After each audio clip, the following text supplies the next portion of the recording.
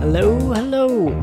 Thank you for joining me on a new episode of what I am now calling Sunny Sundays. Figured I'd change up the format a little bit just to shake things up, and I feel it's a little bit better of a title, considering that I usually try and wait till it's sunny out to do a recording. It totally passed Sunday. I didn't even realize it was the weekend. The week went by so fast. But today I wanted to touch on self-care.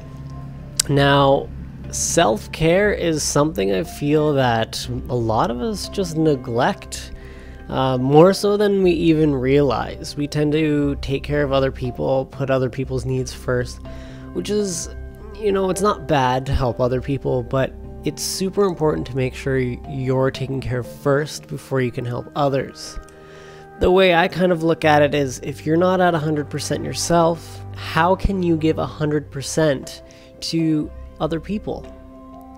So the first thing I need to or want to touch on is healthy eating. Making sure you're eating properly is definitely very important in making sure, one, your body itself is healthy, and two, it does make a difference in your emotions, how you're feeling. If you're not getting all the nutrients that you require, you're gonna feel sluggish, maybe a little bit depressed. There's a lot of different factors. There was a comment I noticed: if you want to eat healthy, try avoiding foods that have TV commercials. Now, I'm not going to say all foods that have a TV commercial are bad, but for the most part, companies that are selling food that are healthy, whether organic, free range, typically don't have TV commercials. I know a lot of people in my life that live kind of a holistic, healthy life, off the grid kind of thing, tend not to watch a lot of television, and they seem to be very, very healthy, and they get a lot of their foods from the local markets, which I would definitely suggest that you do, because providing for a farmer is going to benefit your community more so than providing for a big corporation. Now, a lot of people are going to say, but healthy food or organic food, it's so much more expensive. Not all foods are more expensive, but you can still buy somewhat a bit of bulk in organic and healthy food as well. Also, you can think about it this way. When you're 40, 50, or 60, how much is your medicine cabinet going to cost you?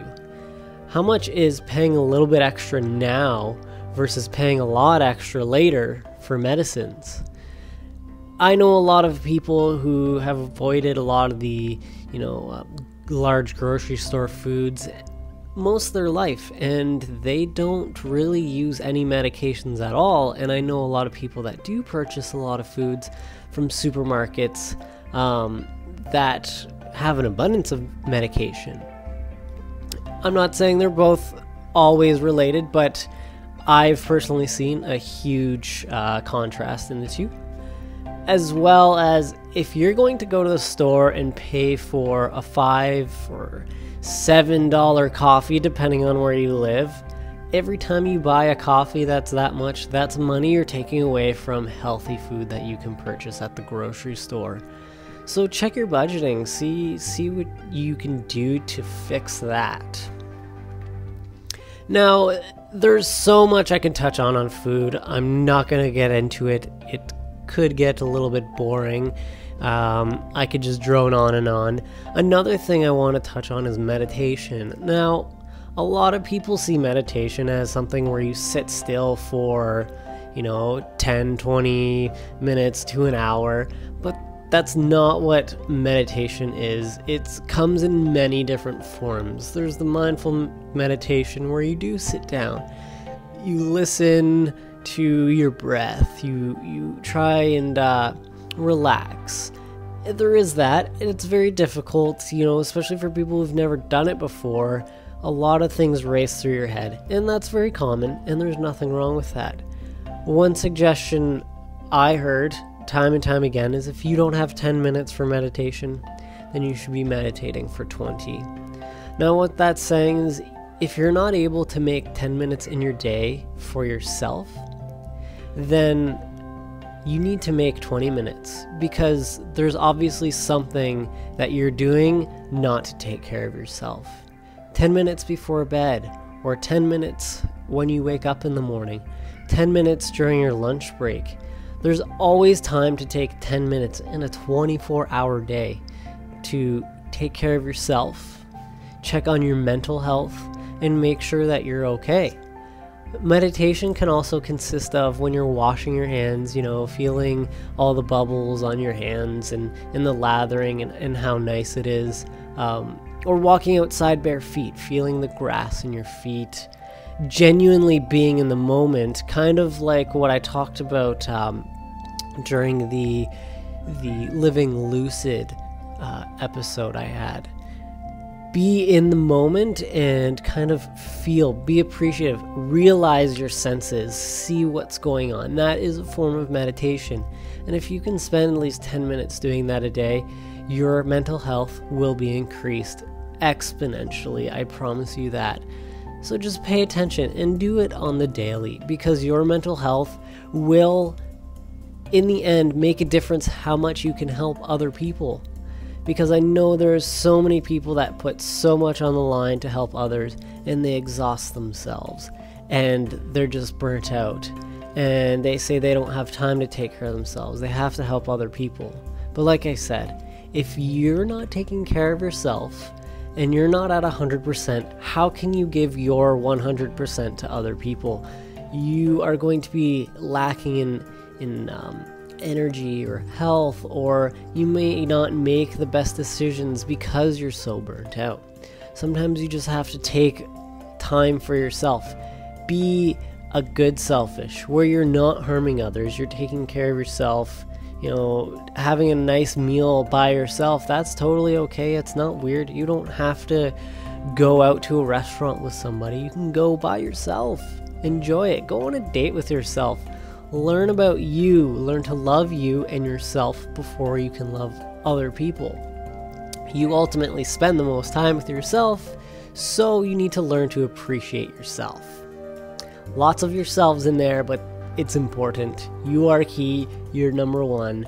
Gotta take care of your own body, your own health, your own brain is very, very important. Just a few more things I wanted to touch on that I've come across recently is you want to take in people that are going to make you happy and that give you love as opposed to stress. Sometimes it's hard to get rid of friends that you've been friends with for a long time, but when you get rid of people that cause you stress or that constantly cause you worry or harm or frustrate you, you get rid of them and these things tend to, just disappear. When you start choosing your friends and cutting them down, you don't need 100 friends, you don't need 50 friends. Heck, if you had 3 or 4 proper friends, then you'd feel amazing. I'd rather have, 1 loony than 4 quarters, right? The quality in friends can really affect the quality of your life. Who you hang out with decides how you feel, how you tend to act, how you tend to react to things. So be aware of the people in your life that are causing you stress. Try and eliminate them. Sometimes loss is the best thing that you can ever acquire. I want to thank you for checking in on another episode. Well, technically the first episode of Sunny Sundays. And I hope you have a wonderful day. It was kind of rainy this past weekend where I was. Hopefully it was nice where you were. If not, I hope I can send some of this sun over to you, warm you up, and that you have a wonderful week and weekend and a wonderful month and even year. Don't forget, take care of yourself and never forget to smile.